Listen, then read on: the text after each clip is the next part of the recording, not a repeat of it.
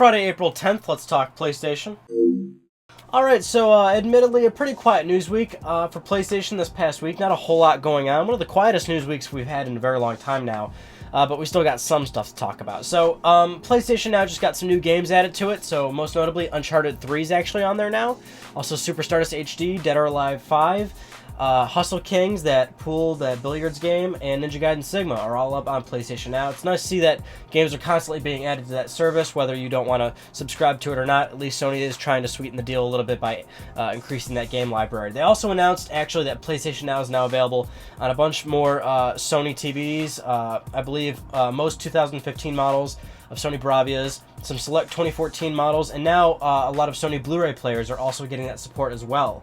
So even if you don't have the proper TV, if you have a Sony Blu-ray player, you'll be able to do that as well. I can't imagine many of you guys are going to take advantage of it in that sort of situation, but the support is there for people that don't actually have PlayStation 4 or PlayStation 3 Vita to actually take advantage of PS Now. But the commitment is there. Sony's working on it. So one big news story that came out not too long ago is an Uncharted 1 through 3 HD remaster for PlayStation 4 being listed on a Swedish retailer. The listing has already been taken down, as these things usually happen pretty quickly once the internet gets a hold of it, but there was a listing for an Uncharted remastered trilogy on PS4. It's just a rumor. A lot of stuff like this happens a lot. Retailer listings. A lot of retailers have leaked possible games. A lot of retailers have listed games that don't exist. So this one's make or break it. We really don't know until we find out. One notable thing is that for the actual box art that they used on the website was apparently fan-made box art. So possibly that might tell you that it's fake or something. But again, retailers have actually used improper box art for games and stuff. So it is possible that it's real and they used the wrong box art. We don't know.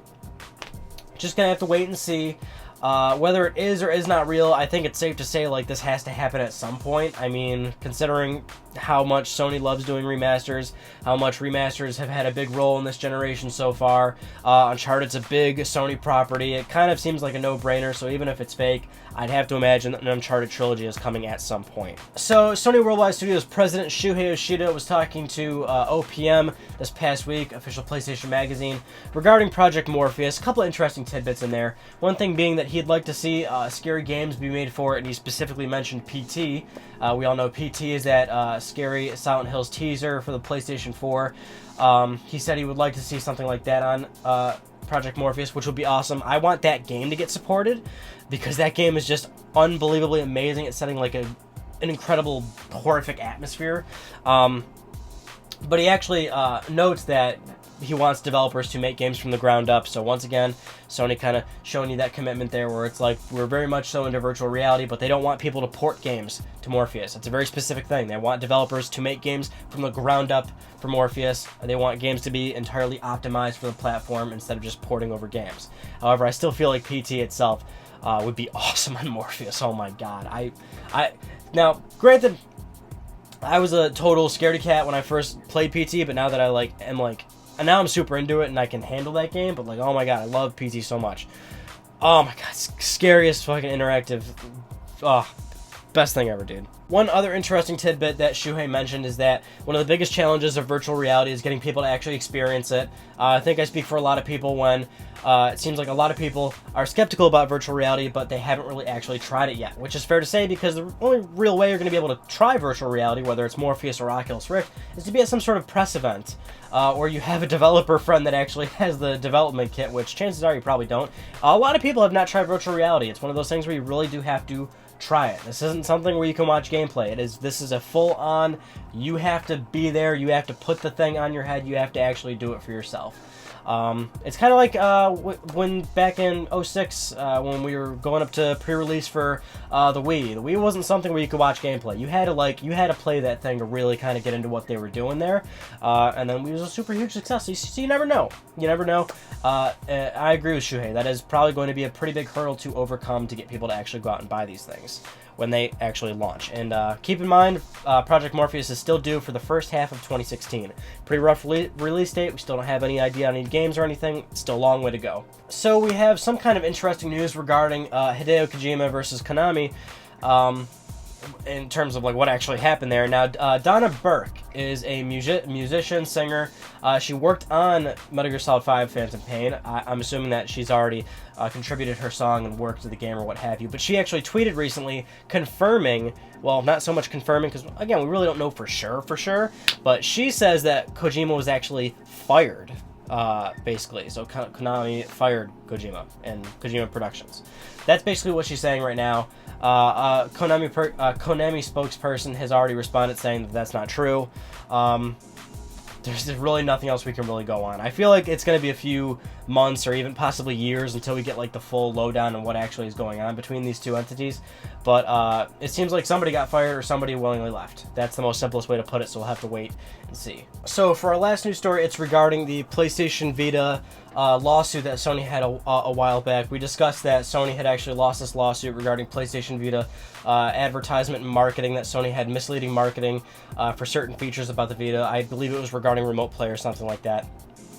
But basically they lost that lawsuit. I told you guys a few months back that if you are eligible, if you had bought a Vita back in like 2012 or something like that, you were going to be getting emails regarding how you can get compensated from Sony, because Sony is going to be owing people a number of different things from your available choices. Well, that's all kind of unfolding right now, actually. So if you are eligible, if you bought a Vita back in 2012 or something, you should be getting an email, or you should have gotten an email already about how you're going to be able to actually make a claim to get a little reward back. So your options for actually getting a reward is $25 in a check. You can get $25 credited to your PSN account, or you can choose between like 3 different varieties of like game packs. So you're going to be able to get like either like an action pack or a family pack. I think the action pack has like God of War 3 and Twisted Metal and stuff, but like basically free games. And the way to do it is, so if you are eligible, you should have received an email, assuming you've entered in like a proper email address into PSN that you use and everything, because they know that from when you registered your PSN ID onto that Vita back when you bought it or whatever. So you should receive an email if you're using the right email address. You can get a link basically to the website, which is vitaclaims.com or something. I'm probably showing you right now. You just fill out this form, basically your name, your serial number for your Vita, how you'd want to be credited back. And it's kind of a stupid, really like drawn out process. This does deal like with a lot of legal bullshit and all that. So you basically have to print this form out, and then you actually have to send it to them. You have to have proper proof that you bought the Vita with either the receipt, which you probably don't have anymore, or a picture of the serial code that's on the back or on the side of the PlayStation Vita box. So again, kind of a long drawn out process. Might not even be worth it for $25. But if you're the kind of person that wants, what you're entitled to, you can certainly go and do that, which I'm going to try and do. I don't have a printer, so it's going to be a pain in the ass for me to do it, but either way, you can get some free stuff out of that. Now, if you're like me, your Vita, your OG 2012 Vita, the serial number is like all not there anymore. Basically, it's all worn out, or your sticker either probably fell off or something, so it's not even on there anymore. So you definitely want to make sure you hold on to your box, which hopefully you did hold on to your box. So your code is going to be like on the side right there, and you're going to need like a picture of that and everything to send to them and whatnot. Basically, you are screwed if you don't have these things, I would assume. And if so, I guess that's one of the benefits to keeping all your crap when you buy it how many years ago. But yeah, that's basically all unfolding. So if you want some free crap or free money, you can go do that now. And not even free crap. They're offering good games, but like it's old games. Chances are you probably already have those games or whatnot. I would opt for the check. It's free $25. That's, I don't know. That's like dinner, a slightly fancy dinner. You could go to like Buffalo Wild Wings or something if you want to. All right, anyway, that's really all I have to talk about this week. Not a whole lot of PlayStation news going on. I mean, third-party stuff like Black Ops 3 was announced, but that's not really surprising at all, considering every year a Call of Duty gets announced. Yeah, not really a whole lot going on. There's a new Ryan on Gaming topic up. It's about cutscenes and QuickTime events. Very interesting conversation right there. A lot of cutscenes in games nowadays, a lot of QuickTime events for certain games nowadays. They kind of suck sometimes, they kind of get in the way, but realistically there's some times where maybe you can't make certain sections of a video game gameplay. That kind of gets into a pretty interesting topic and conversation. So if you want to see that, check that out, and you can expect a new topic next week. Keep submitting topics, by all means. let's keep this train going. That concludes this week's episode of Let's Talk PlayStation. I'm Ryan Benecki. Thank you so much for talking with me, and I'll see you guys all next Friday.